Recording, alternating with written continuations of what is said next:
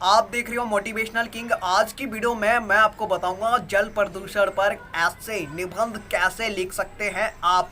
आपको बता दूंगा, आपके दिमाग में घुसेड़ दूंगा, बिना याद करे बिना रटे हुए आप कैसे जल प्रदूषण पर निबंध लिख सकते हैं, वो मैं आपको आज की वीडियो में बताऊंगा। आपको वीडियो पूरा देखना है और ध्यान से सुनना है। अगर आपने ध्यान से सुन लिया तो आप आसानी से कॉपी पर लिख दोगे। सबसे पहले दोस्तों, जब भी बात आती है जल प्रदूषण की, तो आपको जल प्रदूषण के बारे में लोगों को बताना है कि जल प्रदूषण आज एक बहुत बड़ी समस्या बन चुकी है हमारे देश में, और दिनों दिन जल प्रदूषण की समस्या बढ़ती जा रही है। फिर आप लिखेंगे जल ही जीवन है। अगर लगातार ऐसा ही चलता रहा तो वो दिन दूर नहीं जिस दिन हम लोग प्यासे ही मरने लगेंगे। फिर उसके बाद आपको पॉइंट टू पॉइंट लिखना है क्या कि जल प्रदूषण कैसे हो रहा है। आपको 10 पॉइंट उसके लिखने हैं कि जल प्रदूषण कैसे हो रहा है। ठीक है, यानी कि जल कैसे प्रदूषण हो रहा है। हमारी घरों में टंकियां भर जाती हैं पानी की, तो वो पानी लगातार फैलता रहता है। एक पॉइंट आप ये लिखेंगे ऐसे करके। उसके बाद में क्या होता है, जब हमें पानी की जितनी आवश्यकता होती है हम उससे अधिक ले लेते हैं और उसे फैला देते हैं। ये आप पॉइंट लिख सकते हैं। जो फैक्ट्रियों से जहरीला पानी निकलता है उसे हम नदियों तालाबों में छोड़ देते हैं, इससे जल प्रदूषण हो रहा है।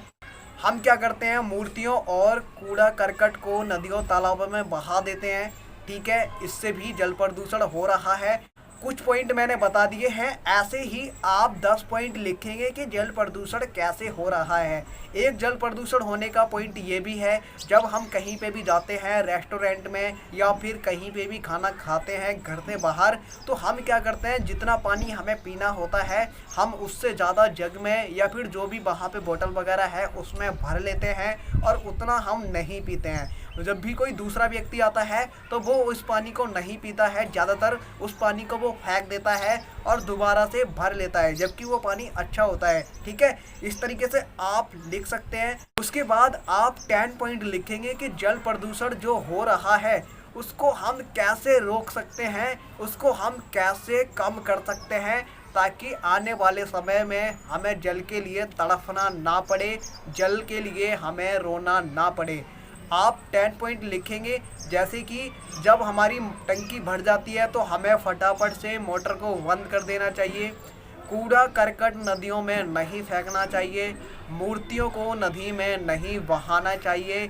मुर्दों को नदियों में नहीं बहाना चाहिए, जो भी नदियाँ तालाब जो भी हैं उनमें।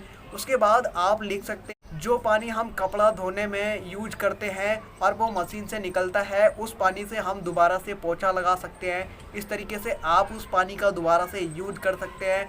पानी हमें उतनी ही मात्रा में यूज करना चाहिए जितनी हमें आवश्यकता है।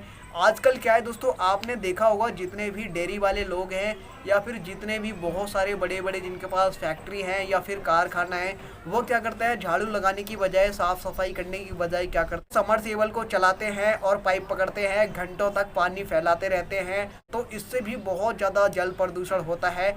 आप लिख सकते हैं ये वाला पॉइंट कि ऐसा नहीं करना चाहिए। ऐसे ही आप और पॉइंट लिख सकते हैं। मैंने कुछ पॉइंट बता दिए हैं और आप वही पॉइंट लिखेंगे कि जो आप अपनी आंखों से देख रहे हैं, क्योंकि इसमें आपको रटने की, याद करने की बिल्कुल भी ज़रूरत नहीं है, घबराने की, डरने की। जो आपने देखा है वही तो आपको इसमें लिख देना है।